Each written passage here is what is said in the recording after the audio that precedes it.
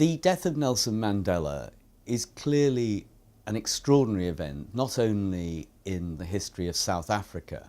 but also one that all democratic countries can pause and think about.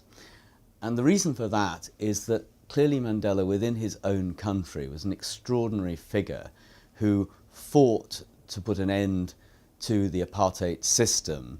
and in doing so removed what was seen internationally as a blot on civilized countries. But having done so, and eventually becoming president of his country, then established standards of democracy and decency in handling of the unravelling of the problems that the previous regime had created, which can be seen as a benchmark for all countries in handling similar kinds of issues. These are problems, after all, which the United Kingdom has faced in a rather different form,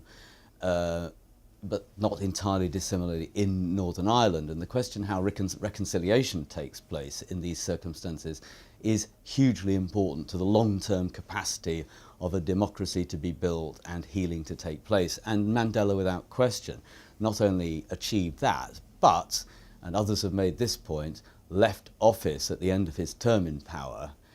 in a way that is not always true in newly established countries and newly established democracies. And I think that too is pretty remarkable and a great signal to people building states elsewhere. In Britain, of course, Mandela, and for a number of people who fought against, or so I said, those who supported Mandela, and for those who fought against the apartheid regime, and not so far from here where we are at the LSE, down at South Africa House, for many years there was a vigil, people protesting against the regime in South Africa. So in Britain, the sense of seeking to change the regime and supporting those who were trying to change from within